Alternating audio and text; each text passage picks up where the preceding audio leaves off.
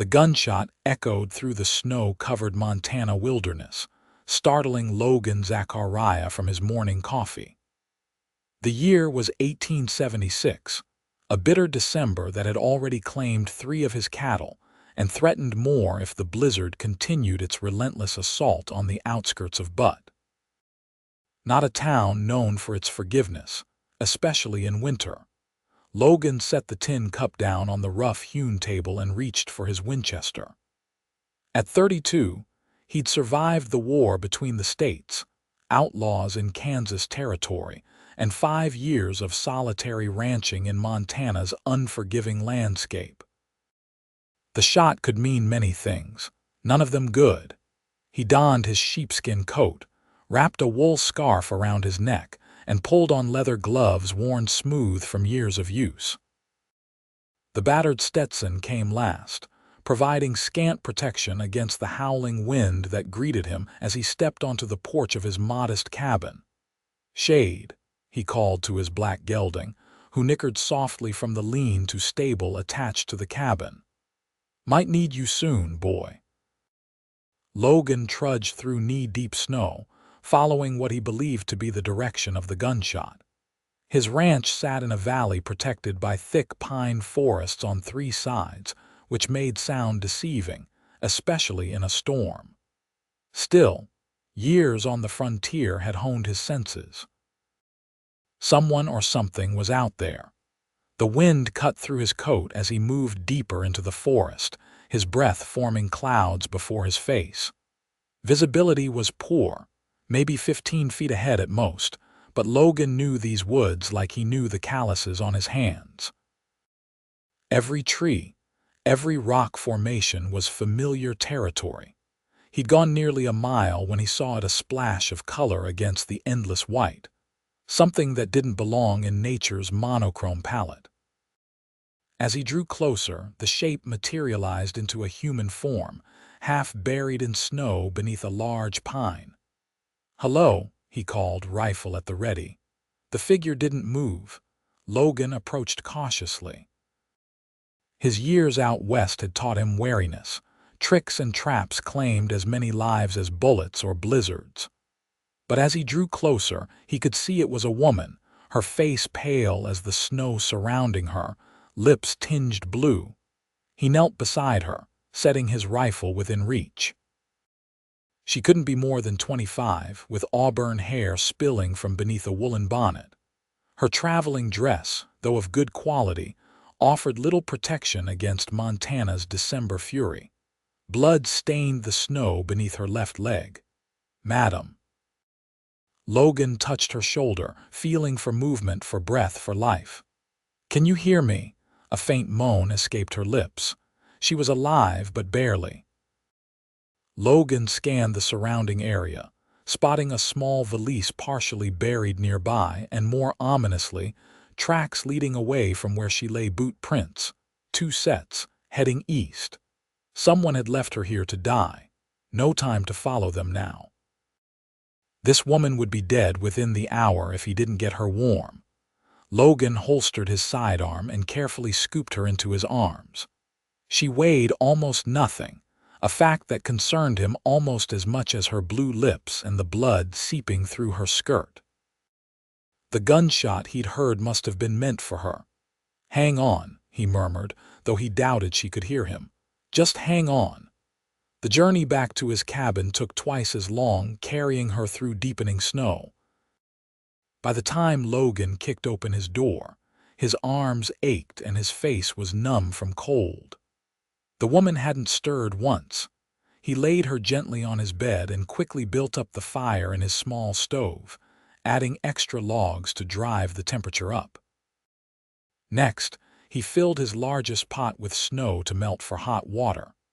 Only then did he turn his attention back to her injury. The bullet had gone clean through her thigh, missing the bone but leaving an ugly wound that still seeped blood. Logan gathered his limited medical supplies, whiskey for disinfecting, clean rags, and needle and thread. He kept for mending both clothing and, occasionally, his own skin. "This won't be pleasant," he said to the unconscious woman as he cut away the blood-soaked fabric of her skirt to expose the wound. "But it's better than gangrene." He cleaned the wound with whiskey, wincing on her behalf when she moaned but didn't wake. The stitching was quick and neat, not his first time closing a bullet hole. Once bandaged, he turned his attention to her freezing extremities. Her fingers and toes were dangerously cold, the early stages of frostbite evident. Logan removed her sodden boots and stockings, then rubbed her feet vigorously with a warm cloth. He did the same for her hands, noting the absence of a wedding ring. Not that it mattered out here, miles from the nearest neighbor, days from the nearest town. When he'd done all he could for her injuries, Logan faced a more delicate problem. Her clothes were wet from the snow, and wet clothes meant certain death in these temperatures. She needed to be dry and warm, immediately. With a sigh, Logan found his cleanest flannel shirt and set it beside her.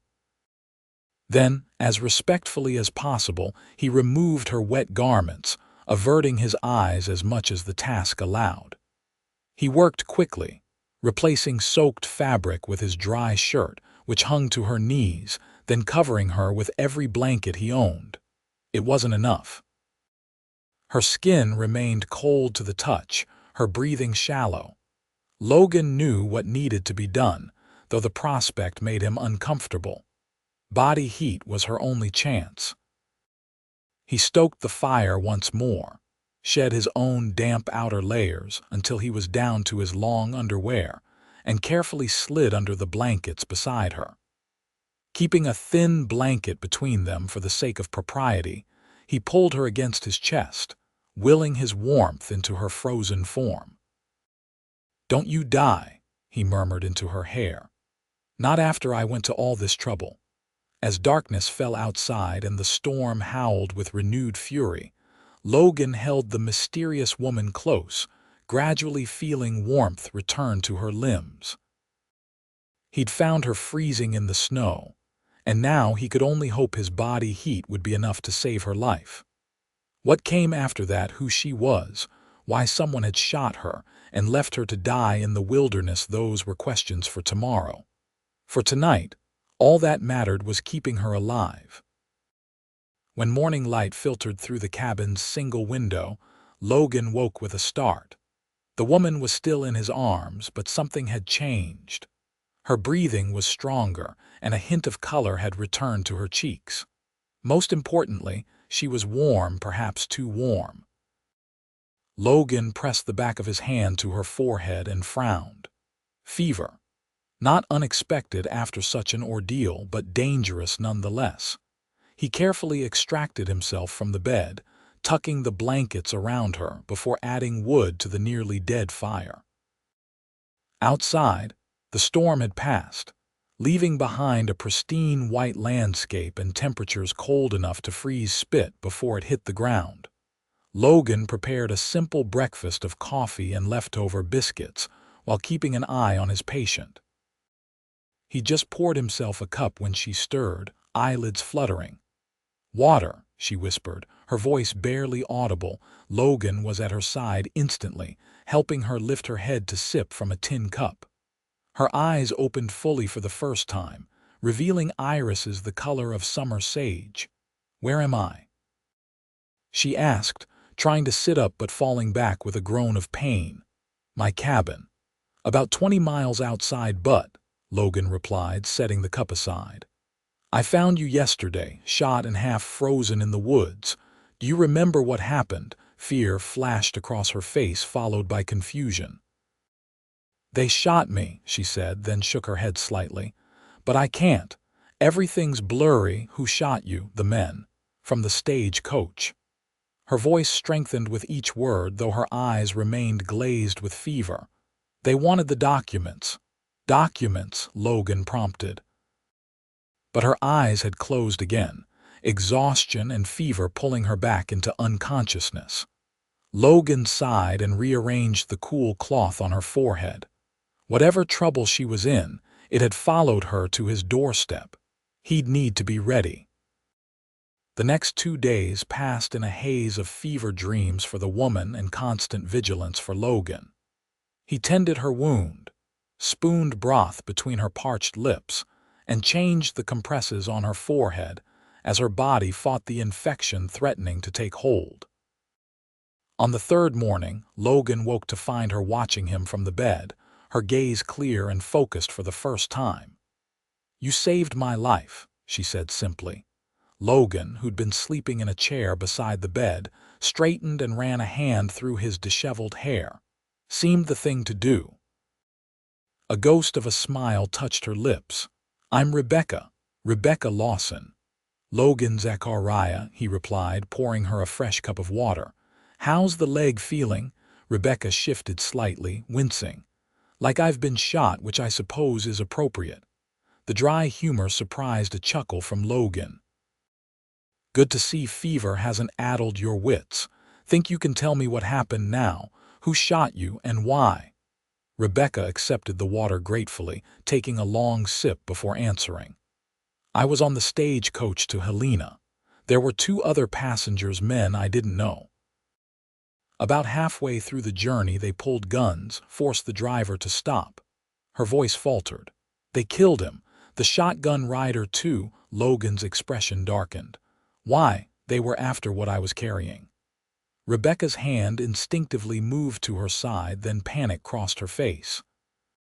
"My reticule, where is it?" "If you mean that little bag, it's here," Logan said, retrieving her valise from beside the door. "I found it near where you fell. Didn't open it." Relief visibly washed over her. "Thank you. It contains sensitive information, land deeds specifically. I'm a clerk for Judge Morrison in Helena. I was transporting documents related to mining claims in Butte." Logan nodded slowly. Mining disputes were common and deadly serious in Montana territory. Men had been killed for less than a promising claim. "These men, they demanded the documents, but I refused," Rebecca continued. "When the stagecoach stopped, I ran. One of them shot me, but I managed to keep going for a while before." She trailed off, looking around the cabin. "Before you found me." "You're lucky to be alive," Logan said, not unkindly. "Not many could survive a gunshot and exposure like that." Rebecca met his gaze steadily. "I'm well aware of my debt to you, Mr. Zachariah." "Logan," he corrected. "And there's no debt. Any decent man would have done the same." A sad smile crossed her face. "I've met precious few decent men in my 23 years, Logan. I don't take your kindness for granted." Something in her tone made Logan suspect there was more to her story than she was telling, but he didn't press. She was still weak, and they had time. The heavy snow meant no one would be traveling these parts for days, perhaps weeks. "You should rest," he said, rising from his chair. "I need to check on my livestock. Will you be all right for a bit?" Rebecca nodded, though uncertainty flashed in her eyes. "They might come looking for me." "Let them try," Logan said, the steel in his voice matching the determination in his eyes. "This is my land. No one comes here uninvited." For the next few days, Rebecca's strength slowly returned. The fever broke completely, and though her leg remained painful, the wound showed no signs of infection. Logan taught her to use one of his old walking sticks to move around the small cabin, giving her a measure of independence that clearly meant much to her. In the close quarters of the one-room cabin, they developed a careful routine. Logan would rise first, tend to his animals, and return to prepare breakfast. Rebecca insisted on helping with household tasks she could manage from a seated position: mending, food preparation, even cleaning his firearms with surprising skill. Their conversation started hesitantly, but grew more comfortable with each passing day. Logan learned she'd been orphaned young, raised by her mother's sister in St. Louis, and had come west 3 years ago seeking independence. "Not many women travel alone to Montana territory," Logan observed one evening as they shared a rabbit stew. Rebecca smiled wryly. Not many women are told by their uncle that they can either marry his business partner, a man 40 years their senior, or find their own way in the world. Logan raised an eyebrow. Harsh choice. No choice at all, really, she replied, stirring her stew. Judge Morrison is my mother's cousin. He offered me a position as his clerk when I wrote to him. It doesn't pay much, but it's honest work, and I answer to no one but myself. Logan nodded, understanding in his eyes. Freedom's worth a lot. What about you? Rebecca asked. How does a man like you end up alone in the Montana wilderness? A shadow crossed his face. War changes a man. After Gettysburg, I couldn't stomach crowds or noise. Tried settling in Kansas for a while, but it was growing too fast. Came north 5 years ago, built this place with my own hands. He gestured around the cabin. It's not much, but it's mine. Rebecca studied him thoughtfully. It suits you, I think. There's an honesty to this place like its owner. Their eyes met across the table, holding for a moment longer than necessary, before Logan cleared his throat and rose to add wood to the stove. That night, as the temperature plummeted outside and the wind found new cracks to whistle through, Rebecca woke shivering despite the blankets piled atop her. Logan, ever vigilant, noticed immediately from his bedroll near the stove. Cold set in deep, he said, moving to add more wood to the fire. Might be 20 below out there. Rebecca pulled the blankets tighter. I've never experienced anything like it. Even Helena doesn't get this cold. Logan hesitated, then spoke carefully. In weather like this, settlers double up. Body heat's the difference between living and dying sometimes. Rebecca's eyes widened slightly, but she nodded. I understand, and I trust you, Logan. You've been nothing but honorable. I'll keep a blanket between us, he assured her, just like before. As he slipped beneath the covers, keeping the promised layer of wool between them, Rebecca felt the immediate difference. His body radiated heat like a banked fire. Thank you, she whispered in the darkness. Not just for this, for everything. Logan was silent for so long she thought he might have fallen asleep. Then, quietly, I made a promise to myself when I found you, that you'd live, that whoever hurt you would pay. I aim to keep that promise, Rebecca.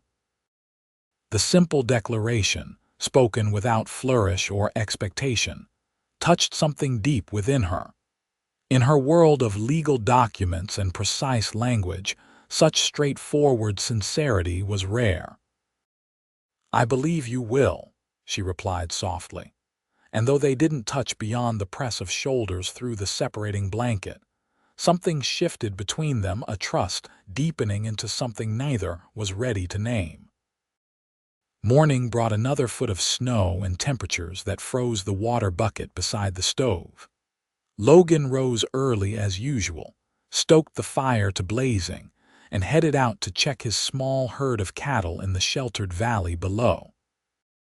When he returned 2 hours later, stamping snow from his boots, he found Rebecca at the table with papers spread before her.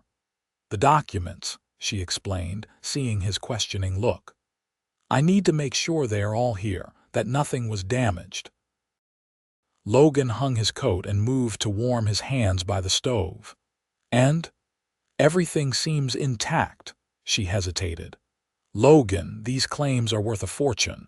The copper deposits they've found near Butte could rival anything in the country.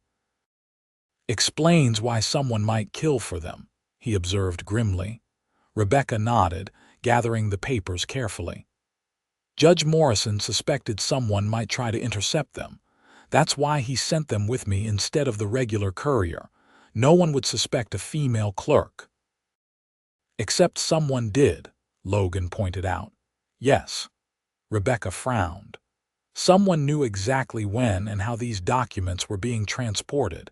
There's only one explanation: someone in the judge's office is providing information to the claim jumpers.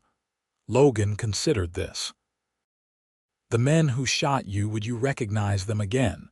Yes, she said with certainty. One was tall with a scar across his chin, the other was shorter with a missing front tooth. Both wore expensive boots, not working men. "Hired guns," Logan murmured. "Professional."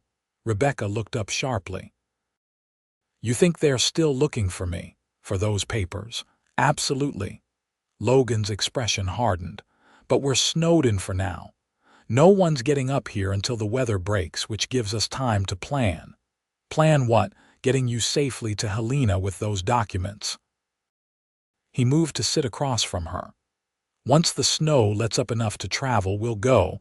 I know paths through these mountains that don't appear on any map."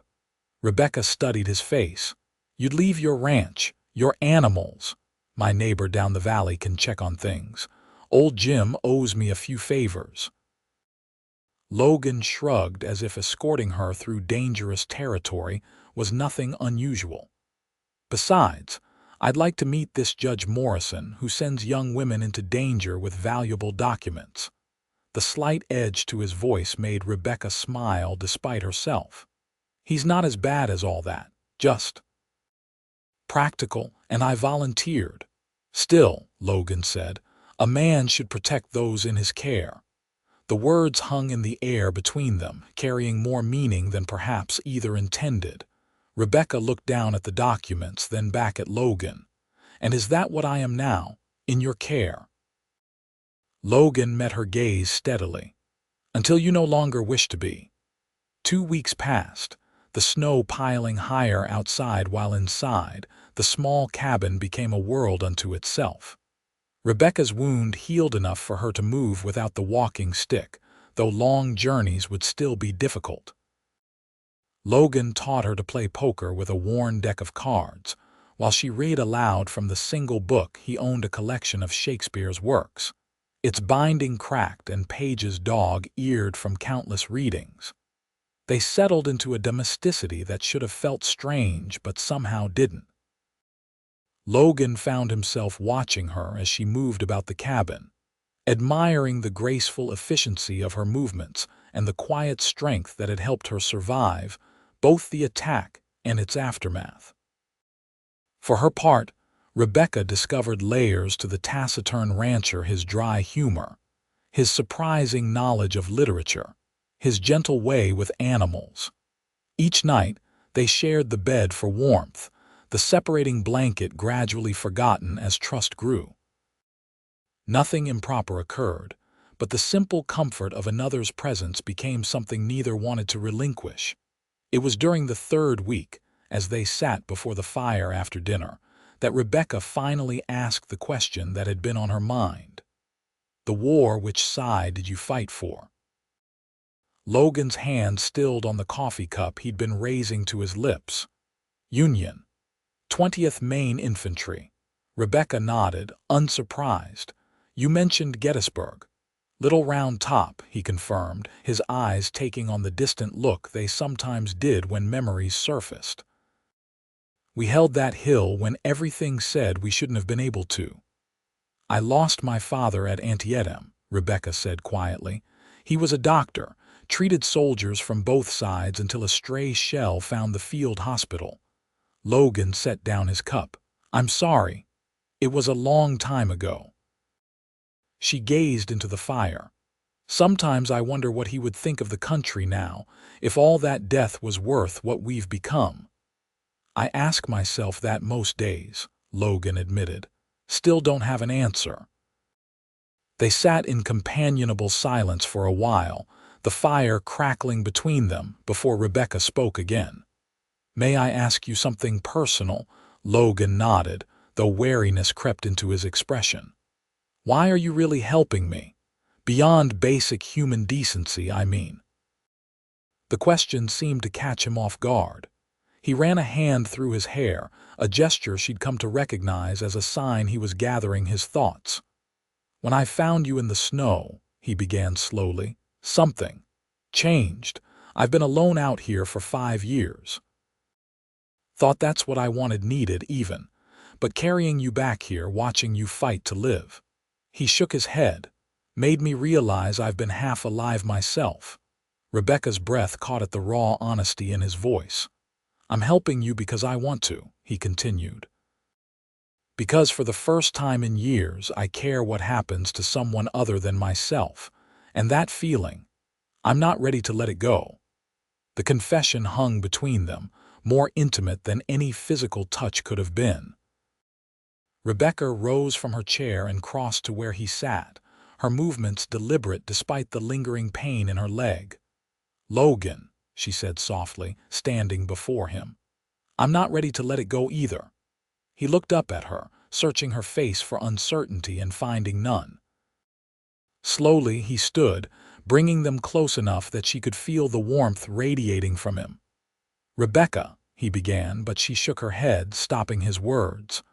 "I know what I want," she said with quiet conviction. "I've spent my life being practical, cautious. But life is too uncertain to waste chances at happiness. You taught me that." Logan's hand came up to gently touch her cheek. "You should be sure I'm not an easy man. This isn't an easy life." "I don't want easy," Rebecca replied, leaning into his touch. "I want real." The kiss, when it came, felt inevitable, like the final line of a poem long in the writing. Logan's lips were warm and gentle on hers, a question more than a demand. Rebecca answered by drawing closer, her hands coming to rest on his chest, feeling the steady beat of his heart beneath her palm. When they finally parted, Logan rested his forehead against hers, eyes closed as if savoring the moment. "Been wanting to do that since you first opened those green eyes and called me honorable," he admitted. Rebecca smiled. "I've been wanting you to do that since I realized you were reading Shakespeare by firelight when you thought I was asleep." He laughed then, a rich sound that filled the cabin and something empty inside her. "Caught me, a rough rancher with a weakness for poetry." "Not so rough," she murmured, tracing the line of his jaw with her fingertips. "Just strong enough to be gentle." That night, when they lay together in the darkness, the separating blanket was gone, replaced by the simple comfort of being held. Nothing more happened. Both understood that some journeys shouldn't be rushed, but the promise of more hung in the air between them, sweet and certain. The weather broke 4 days later, the temperature rising enough to begin melting the deepest snowdrifts. Logan spent the morning preparing for their journey, checking his rifles, packing provisions, and working out the safest route to Helena. "We'll leave tomorrow at first light," he told Rebecca as they sat down to lunch. "Take the high ridge trail to avoid the main roads. It'll add 2 days to the journey, but it's safer." Rebecca nodded, though concern creased her brow. "What about your ranch, your animals?" "I spoke with Jim yesterday. Rode down to his place while you were resting. He'll keep an eye on things." Logan stirred his coffee thoughtfully. "Besides, this isn't just about getting those documents to Helena safely anymore." "What do you mean?" "I want to find the men who did this to you, who killed those stagecoach men." His voice hardened. "They need to answer for what they've done." Rebecca studied him. "This isn't your fight, Logan." "It became my fight when I found you half dead in the snow," he replied firmly. "Besides, men like that don't stop. Today it's mining claims, tomorrow it could be a bank, a stagecoach full of families. They need to be stopped." She couldn't argue with his logic, though the thought of him facing dangerous men on her behalf filled her with dread. "We'll need to be careful, if there really is someone in the judge's office working with them." "We tell no one our plans," Logan agreed. "Not even the judge, until we're face to face with him."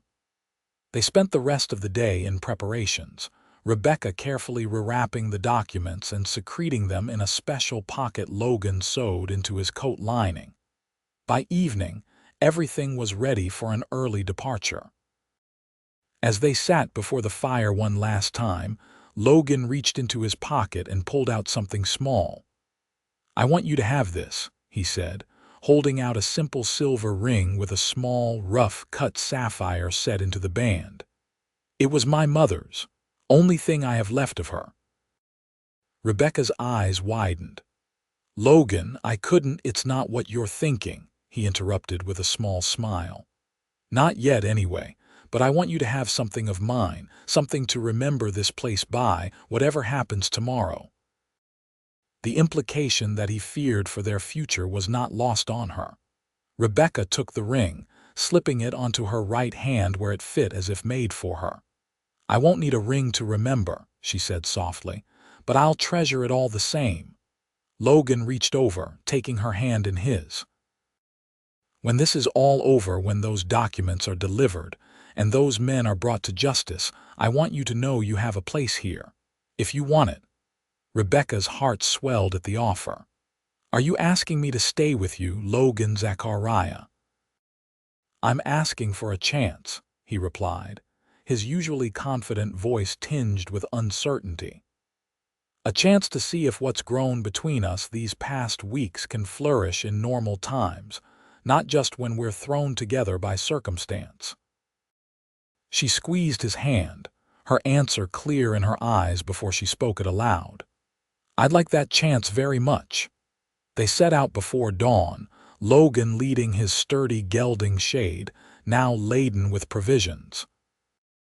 Rebecca rode Logan's other horse, a gentle mare named Willow who seemed to sense her rider's limited experience and adjusted accordingly. The air was crisp, but not bitterly cold, and the sun rose to reveal a landscape transformed by the recent thaw, still snow-covered but passable. Keep your rifle across your lap, Logan instructed as they rode single file along a narrow trail that skirted the edge of his property.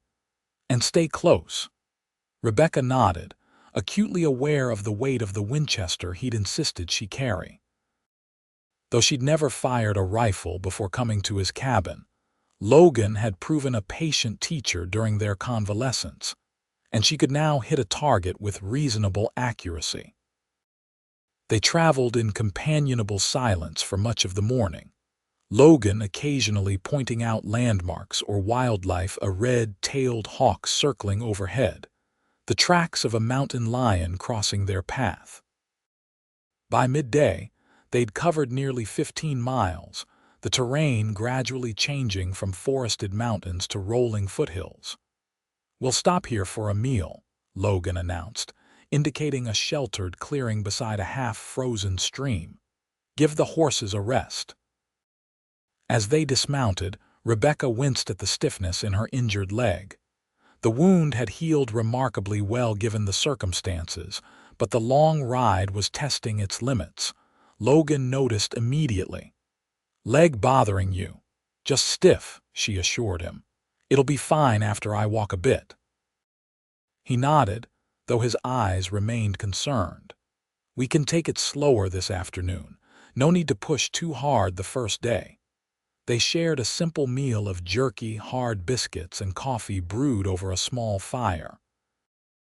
As Rebecca helped pack away the remains, a distant sound caught her attention, the rhythmic pounding of hooves on packed earth.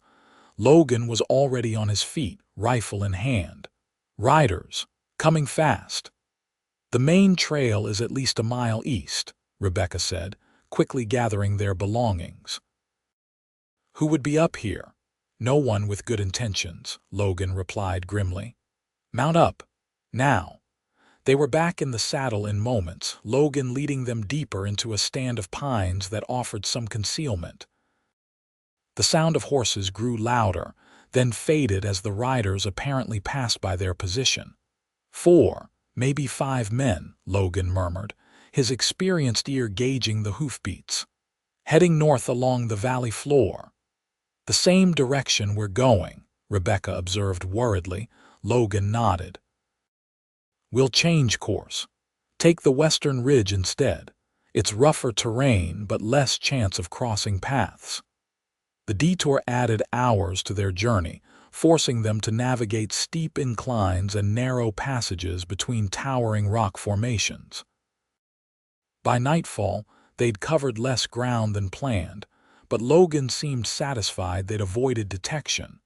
They made camp in a small cave set into a hillside, its entrance barely visible from the trail. Inside, It widened enough to accommodate them and the horses, though they couldn't risk a fire. "Cold supper tonight," Logan said apologetically as he spread out their bedrolls side by side. Rebecca shrugged, accepting the jerky and hardtack he offered.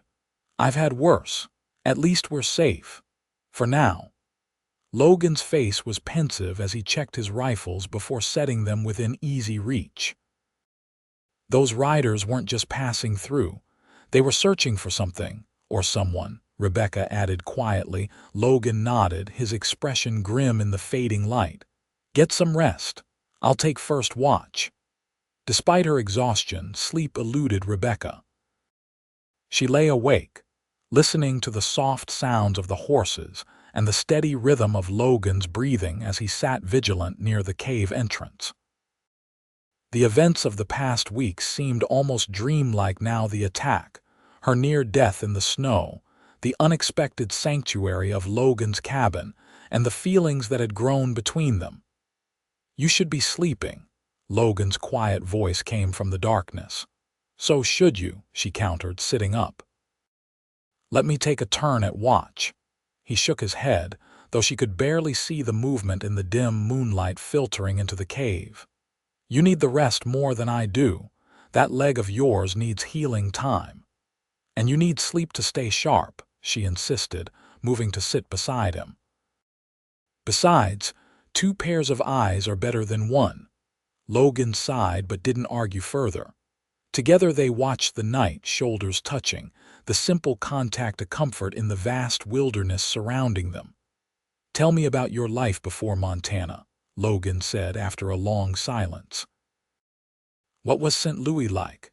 Rebecca smiled at the memory. "Busy, noisy, full of people rushing everywhere and nowhere at once. My aunt's house was in a respectable neighborhood, all lace curtains and calling cards and strict rules about when young ladies could speak and to whom." "Sounds stifling," Logan observed. "It was," she agreed. "But there were good parts too: libraries full of books, concerts in the park on summer evenings, Christmas markets with gingerbread and hot cider. You must miss it sometimes." Rebecca considered this, then shook her head. "I miss certain comforts, perhaps, hot baths, fresh bread, but not the life itself." She turned slightly to look at his profile in the darkness. "What about you, before the war, before Kansas?" Logan was quiet so long she thought he might not answer. "Pennsylvania," he finally said. "Farm country. My father grew wheat and raised horses. Mother kept house and taught school when she could. They had plans for me college in Philadelphia, maybe law or medicine." "What happened?" Rebecca asked gently. "War happened. Father died at first Bull Run. Mother lasted another year before consumption took her." His voice was matter-of-fact, the old pain dulled by time. "I was 17 when I enlisted. By 20, I'd seen enough death to last several lifetimes." Rebecca placed her hand over his. "I'm sorry." Logan turned his hand to clasp hers. "It was a long time ago. Makes no sense to dwell on it." But Rebecca understood that the past had shaped him: his solitude, his self-sufficiency, his instinct to protect. The war had taken his family and his youth, but it hadn't destroyed his capacity for kindness or for love. That resilience, more than anything, drew her to him. Dawn broke clear and cold, illuminating a landscape transformed by overnight frost.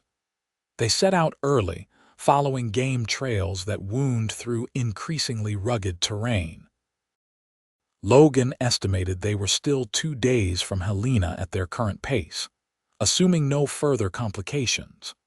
Those complications arose shortly after midday, when they crested a ridge and spotted smoke rising from a small cabin in the valley below a cabin that sat directly on their planned route. "Trapper's Place," Logan murmured, studying it through his field glass. "Old Pete Jensen, good man if a bit peculiar." "Do you know him well?" Rebecca asked. "Well enough to know he wouldn't normally have visitors," Logan replied, focusing on something beyond the cabin. "And those are definitely fresh horse tracks in the yard." Rebecca felt a chill that had nothing to do with the winter air. The men from yesterday, possibly. Logan lowered the glass, his expression troubled. We need to know what we're dealing with before we proceed. I'm going to get closer, see what's happening. I'm coming with you, Rebecca said immediately. Logan shook his head. Too dangerous. If it is those hired guns, all the more reason we stay together, she interrupted firmly. I won't sit here wondering if you've been shot while I hide in the trees. Their eyes locked in silent argument before Logan finally nodded. Stay close. Do exactly as I say, and if trouble starts, you ride hard for Helena and don't look back. They left the horses secured in a copse of pines and proceeded on foot, moving carefully down the slope toward the cabin. As they drew closer, voices became audible, men arguing, their tones harsh even if the words were indistinct. Logan held up a hand, stopping their advance behind a large fallen log about 50 yards from the cabin's rear. From this position, they could see 2 horses tethered outside, fine animals with expensive saddles. Can you hear what they're saying? Rebecca whispered. Logan strained to listen, then shook his head. Not clearly, but I count 2 voices and they don't sound friendly. A sudden shout from inside the cabin made them both tense. Then came the unmistakable sound of a gunshot, followed by a heavy thud. Logan's face hardened. Stay here, he ordered, already moving in a crouch toward the cabin. Rebecca grabbed his arm. Logan, no, someone's hurt in there, he replied, gently but firmly removing her hand. I can't just ride away. Before she could argue further, the cabin door burst open, and 2 men emerged, one tall with a distinctive scar across his chin, the other shorter with a missing front tooth. Rebecca's breath caught as she recognized them immediately. It's them, she whispered, voice barely audible. The men who shot me. Logan's hand went to his rifle, but he hesitated. The men were talking as they mounted their horses, seemingly unconcerned about potential witnesses.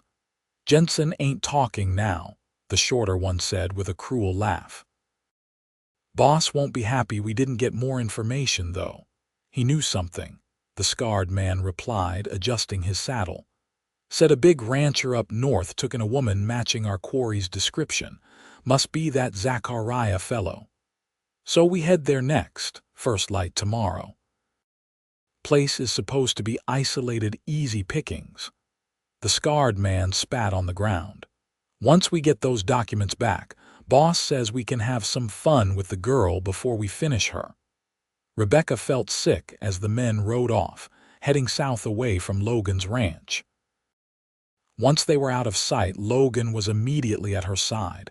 You heard? He asked grimly. She nodded, her face pale. They killed Pete Jensen because of me. No, Logan said firmly, because they're killers. That's on them, not you. He helped her to her feet. Come on. We need to check on Pete, then get moving. They're heading the wrong direction for now, but once they realize I'm not at the ranch. They approached the cabin cautiously, Logan entering first with his rifle ready. Inside, they found the trapper sprawled on the floor, a bullet hole in his chest and his eyes staring sightlessly at the ceiling. Damn it, Pete, Logan muttered, kneeling to close the man's eyes. Should have just told them what they wanted to know. He died protecting us, Rebecca said softly, her voice thick with guilt. Logan stood, his face set in grim lines. And we'll make sure it wasn't in vain. But we need to move fast now. Those men will figure out I'm not at the ranch by tomorrow. They took time only to wrap Pete's body in a blanket, promising silently to return and give him a proper burial when circumstances allowed. Then they were back on their horses, pushing harder than before, driven by the knowledge that their pursuers were closer than ever. By nightfall, they'd made remarkable progress, the terrain gradually giving way to more settled country. Logan estimated they were now just one long day's ride from Helena. We'll push through, he decided as they made a cold camp in a dense thicket. "No stopping tomorrow except to rest the horses. With luck, we can reach Helena by nightfall." Rebecca nodded, though exhaustion was evident in every line of her body. The grueling pace, combined with her still healing injury, had taken its toll. Logan noticed, his expression softening as he spread their bedrolls closer together than the previous night. "Come here," he said, opening his arms once they'd settled. "You need warmth." Rebecca moved into his embrace without hesitation, drawing strength from his solid presence.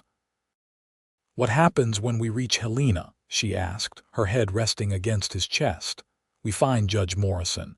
Deliver the documents. Tell him everything." Logan's arms tightened slightly around her, "and find out who's feeding information to those killers. And after that?" The question hung between them, laden with meaning. Logan's hand came up to stroke her hair gently. "After that," he said slowly, "I was thinking we might discuss that chance we talked about, if you're still interested." Rebecca lifted her head to meet his gaze in the darkness. "I am." "Very much so." His kiss was gentle but held a promise that warmed her more effectively than any fire could have. When they separated, Logan's expression was more open than she'd ever seen it. "Then let's make sure we get to Helena alive," he said with a small smile. "We've got plans to make." Morning came too quickly, gray light filtering through the trees as they packed their meager camp and prepared to ride. Both were stiff and tired, but determination drove them forward. They ate in the saddle, stopping only briefly at midday to rest the horses and refill their water skins at a clear stream. As the terrain became increasingly populated, small homesteads appearing occasionally through the trees, the occasional wisp of chimney smoke in the distance, Logan grew more vigilant, constantly scanning their surroundings for potential threats. "Almost there," he encouraged as afternoon waned toward evening, the distant silhouette of Helena appearing on the horizon. "Another 2 hours at most." Rebecca nodded, too exhausted to speak. Her leg throbbed relentlessly, and staying upright in the saddle required every ounce of her remaining strength. Still, the sight of the territorial capital filled her with hope. They'd made it, or so she thought, until the sound of galloping horses approached from behind. "Riders coming fast," Logan warned, turning in his saddle. His expression darkened as he caught sight of their pursuers. "It's them. They must have realized I wasn't at the ranch sooner than we expected." Rebecca's heart pounded as she saw the now familiar figures of the scarred man and his companion riding hard toward them, guns already drawn. "Go," Logan ordered, pulling his rifle from its scabbard. "Ride for Helena. Don't stop for anything." "I won't leave you," Rebecca protested. "This isn't a discussion," Logan snapped, his voice harder than she'd ever heard it. "Those documents need to reach Morrison. Go." Now, the urgency in his tone brooked no argument. With a last desperate look at him, Rebecca dug her heels into Willow's sides, urging the mare to a gallop toward the distant town. Behind her, she heard Logan's rifle crack, once, twice, then the answering thunder of returning fire. She fought the urge to look back, focusing instead on the road ahead, tears streaming down her face as she rode for both their lives. The outskirts of Helena appeared before her, buildings taking shape through her tear-blurred vision. She rode directly to the territorial courthouse, a substantial brick building at the town's center. Sliding from her saddle with legs that threatened to buckle, Rebecca staggered up the steps and through the imposing doors. The clerk at the front desk looked up in alarm at her disheveled appearance. "Miss, are you all right, Judge Morrison?" she gasped. "I need to see him immediately. It's an emergency." "He's in chambers, but tell him Rebecca Lawson is here with the butt mining documents," she interrupted, her voice leaving no room for argument. And tell him men are trying to kill me for them." The clerk's eyes widened, but he hurried to do as she asked. Moments later, she was ushered into a well-appointed office where a distinguished man in his 60s rose from behind a massive desk. "Rebecca." "My God, we thought you were dead," Judge Morrison exclaimed, coming around the desk to support her as she swayed on her feet. "The stagecoach was found 2 weeks ago, both men shot. No sign of you or the documents." "I have them," she said, reaching into her coat to retrieve the precious papers. "But there's no time to explain. There's a rancher, Logan Zachariah. He saved my life, and now he's fighting the men who tried to kill me. They're just outside town. He needs help." Morrison's expression turned grave. "Sheriff." He called, and a sturdy man Rebecca hadn't noticed stepped forward from the corner of the room. "Take your deputies. Northeast Road into town. Armed men pursuing a lone rider." The sheriff nodded and was gone in an instant. "Now," Morrison said, guiding Rebecca to a chair, "tell me everything." "Who's behind this?" "I don't know," she admitted, fighting to stay focused despite her exhaustion and fear for Logan. "But someone in your office must be. Those men knew exactly when and where to find the stagecoach. They knew what I was carrying." Morrison's face darkened with anger. "I had my suspicions. That's why I sent you instead of the regular courier." He poured her a glass of water, which she drank gratefully. "My new clerk, Adams, he's been asking too many questions, taking too much interest in the butt claims." "Where is he now?" Rebecca asked. "Gone. Didn't report for work yesterday. I sent someone to his boarding house, but his things were gone." Morrison took the documents, quickly examining them before locking them in his safe. "These claims are worth millions, Rebecca. The copper deposits could be the richest in the country. No wonder someone was willing to kill for them." Before Rebecca could respond, commotion in the outer office drew their attention. The door burst open to reveal the sheriff, supporting a blood-stained but very much alive Logan Zachariah. "Logan!" Rebecca cried, rising so quickly she nearly fell, rushing to his side despite her own exhaustion. "Found him on the road," the sheriff explained as she took the sheriff's place supporting Logan. "One of the attackers dead, the other wounded and in custody. This fellow took a bullet to the arm, but he'll live." "Seems I'm developing a habit of bleeding in your presence," Logan murmured to Rebecca, managing a weak smile despite his pallor. Relief made her knees weak as she helped him to a chair. "And I'm developing a habit of worrying about you." "Did they say anything?" "The men who attacked us," Logan nodded grimly. "The one I wounded was quite talkative once the sheriff started asking questions. Seems they were hired by a man named Adams." "My clerk," Morrison confirmed, his expression thunderous. "Working for the Western Mining Consortium, no doubt. They've been trying to consolidate control of the butt mines for months." The next hours passed in a blur of activity. A doctor was summoned to treat Logan's wound, a clean shot through the meat of his upper arm, painful but not serious.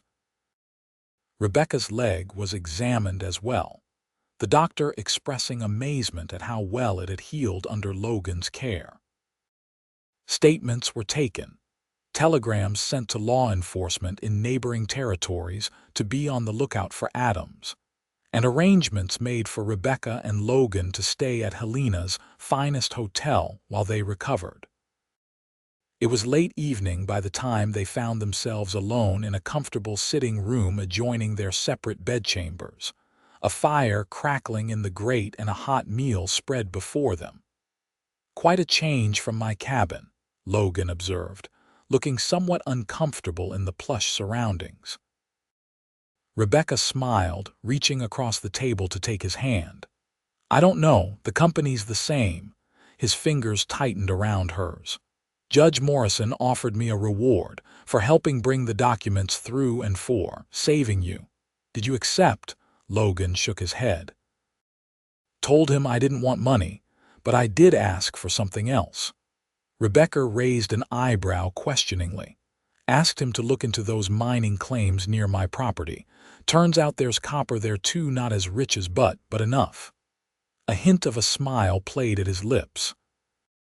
"Enough to build a proper house, maybe add on to the ranch, if someone were interested in settling there."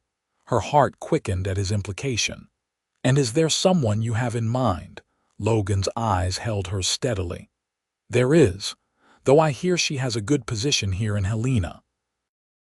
Respected job with a powerful judge. Might be a lot to give up for a rough rancher in the middle of nowhere."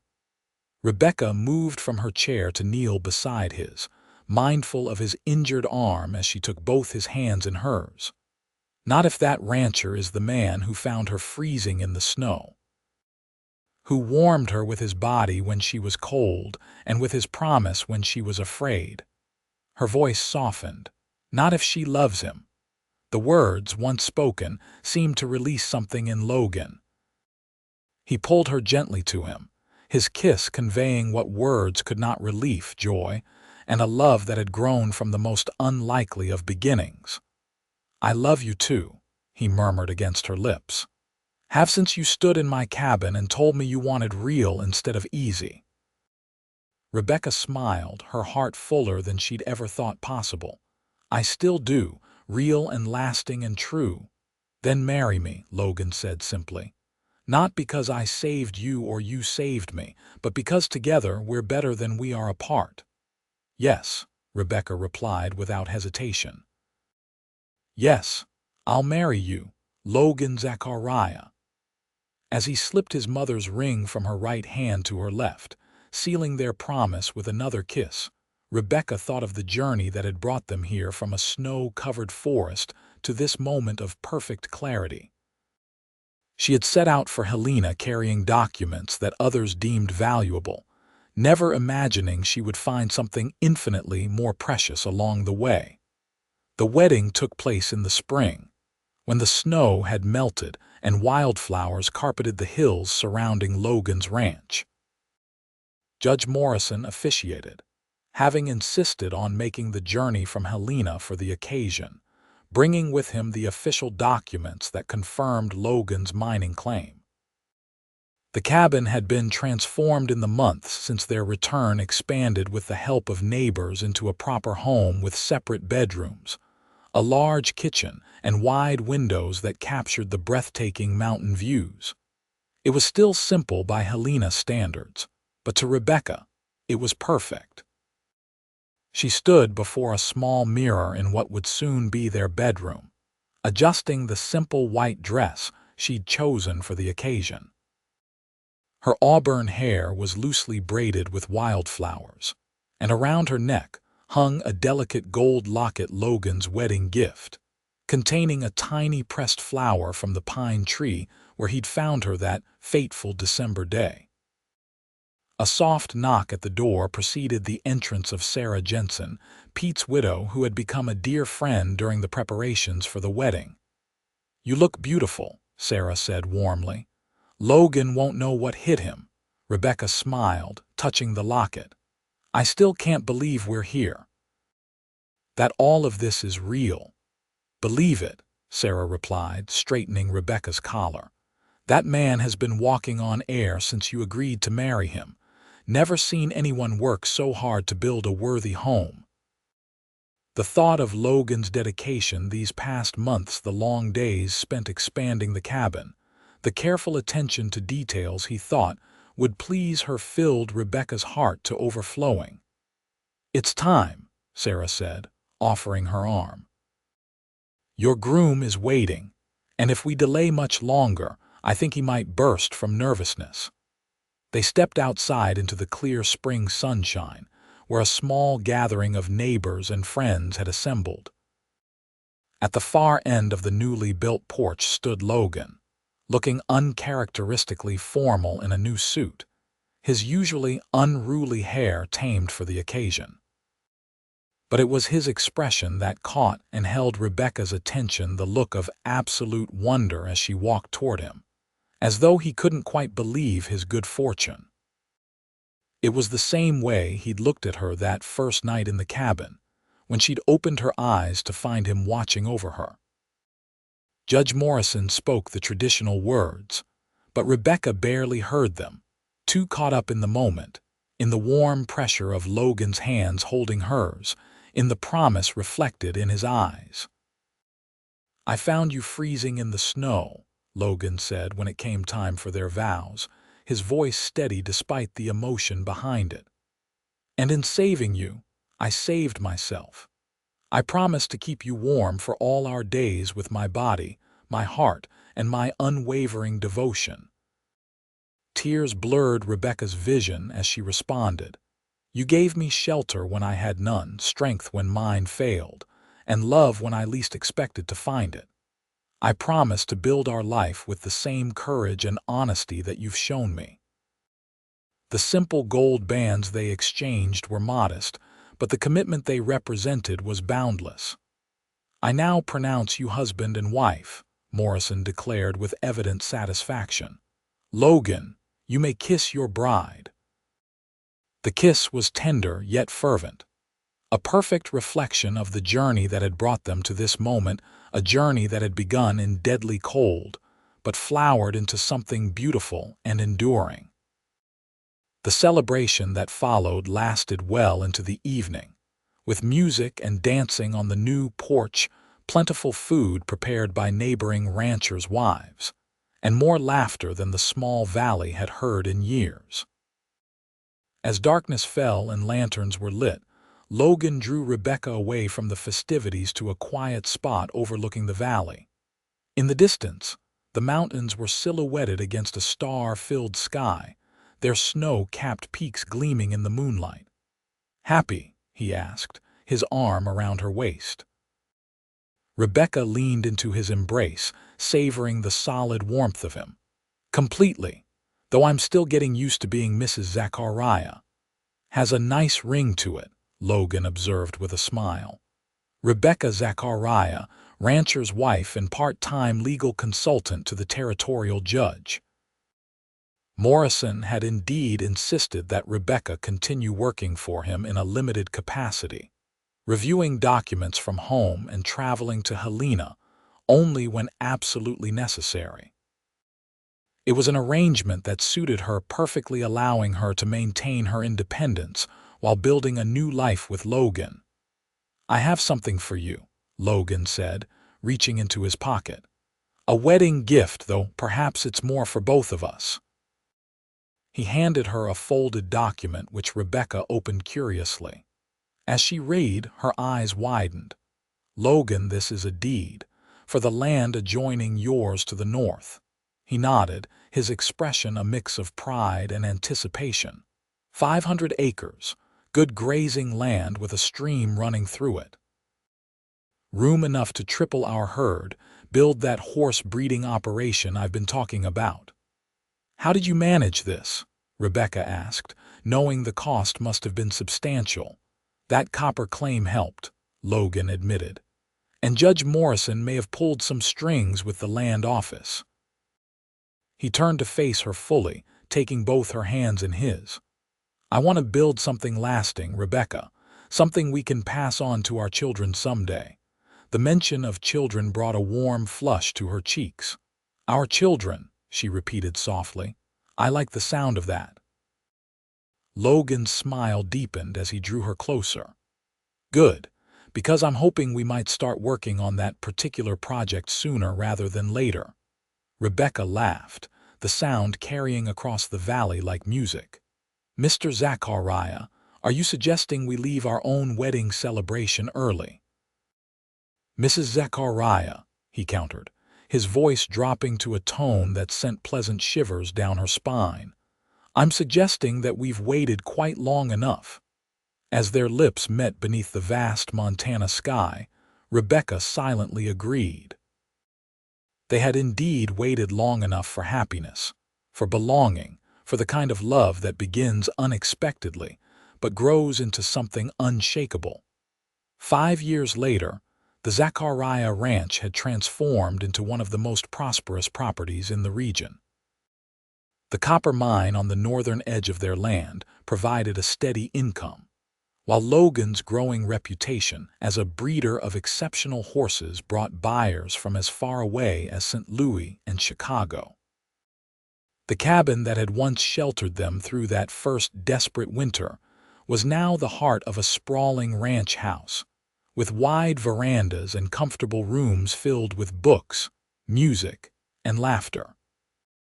On this particular summer evening, that laughter came primarily from 3-year-old James, who was being chased around the front yard by his father while Rebecca watched from the porch, their infant daughter Elizabeth asleep in her arms.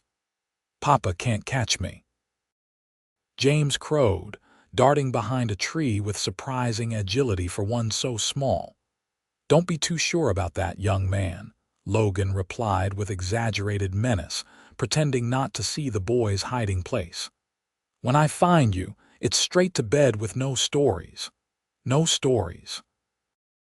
James gasped in genuine horror, inadvertently revealing his position. "But you promised about the cowboys and Indians." Logan swooped in, capturing the squirming boy and tossing him gently over one shoulder. "Well, I suppose I did promise. One story, then sleep. Your mother needs her rest." Rebecca smiled as they approached the porch, her heart full at the sight of her husband and son together. James was the image of Logan's same determined chin, same thoughtful eyes, while baby Elizabeth had her mother's auburn hair and fair complexion. "One story," she agreed as Logan deposited James on the porch beside her. "And then this little cowboy needs his sleep."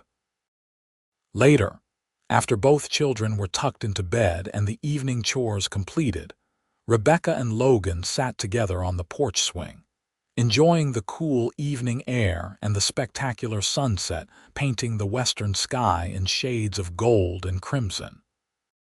"Letter came from Judge Morrison today," Logan mentioned, his arm comfortably around her shoulders.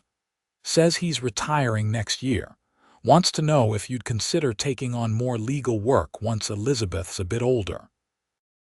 Rebecca considered this, absently twisting her wedding ring, the simple band now accompanied by a more elaborate engagement ring Logan had presented her on their first anniversary. "Perhaps," she said thoughtfully. "I've missed the intellectual challenge." "And with both children in school in a few years." Logan nodded, understanding in his eyes. "Whatever you decide, I'm with you, though I admit the ranch would be quieter without you arguing both sides of every cattle dispute I have with neighboring ranchers." She laughed, nudging him gently with her elbow. "Someone has to keep you honest, Mr. Zachariah. You've been doing that since the day I found you," he replied, his tone shifting from teasing to sincere. "Best thing I ever did, riding out in that blizzard." Rebecca leaned into his embrace, thinking of how differently their lives might have unfolded had Logan not investigated that gunshot, had he not found her freezing in the snow. It seemed impossible now to imagine a world in which they hadn't found each other. "We've been blessed," she said softly. "Despite everything, or perhaps because of it." Logan's hand found hers, their fingers intertwining with the easy familiarity of long-held love.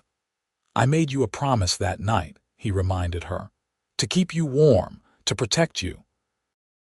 "And you have," Rebecca assured him, thinking of all the ways he'd kept that promise over the years, not just with physical protection but with unwavering support for her dreams and ambitions, with patience through difficult times, with a love that had only deepened with passing seasons. "Though I seem to recall," she added with a smile, "that keeping me warm involved some rather enjoyable methods." Logan's eyes darkened with familiar heat. "Methods I'm happy to demonstrate again, Mrs. Zachariah, for the sake of thoroughness." Rebecca stood, pulling him gently to his feet. "I believe a demonstration is definitely in order, for old time's sake." As they walked hand in hand into the house that had grown from a simple cabin into a home filled with love, Rebecca reflected on the journey that had brought them here. From desperate beginnings in a snowstorm to this life, they'd built together a life richer and more fulfilling than either could have imagined on that fateful December day. The cowboy had found her freezing in the snow, had warmed her with his body and his promise.